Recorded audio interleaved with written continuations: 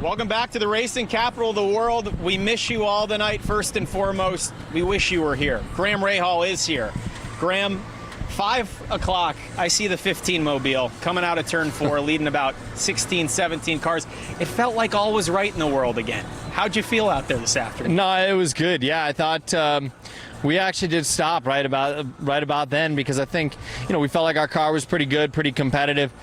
5 o'clock to 5:30, you can go out there, you can feel good about yourself, but obviously when the sun goes down, gets a little overcast, gets cooler, sure, the track gets grippier, you go faster, but it doesn't give you a real feel for what you're going to have coming race day. So we decided to take her on back. It was pretty competitive though today, so we feel pretty good about it. You got out there early. You turned the 6th most laps out of everyone today. You mentioned Sunday. You're proud about your 3 bullets this year. Sato really good today. What can you throw in along with your day as well as what Takuma did? Well, yeah, so Takuma, right away he went out, new tires, lower fuel in a big traffic run, and obviously put in a great lap. So I kind of expected that when I saw him go out. I called it. I said, guys, this is going to be a 226.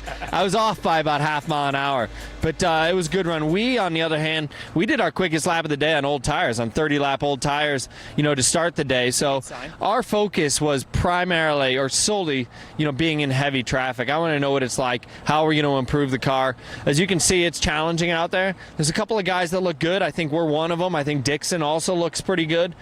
But it's going to be a big challenge, come race day. But tomorrow now, everything's got our focus. Let's go. Changes completely to qualifying. Before we get to Fast Friday, you mentioned the Iceman. He's been untouchable, Graham. We know the 3 race wins. He is the only driver with a 226 plus through 2 days. Anything surprise you out of the Fast 8 here?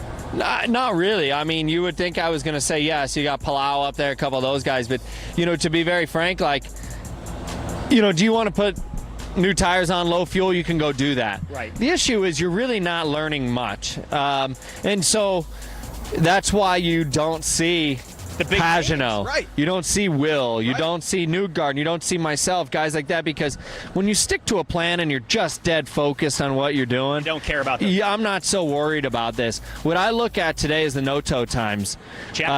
A couple of guys, sort of stand out. To me, I think we were 9th or 10th on the 20 or 14 second, which is really clear. Depends on the seconds that you give it, right? 9 seconds is supposedly the length of the front straight here.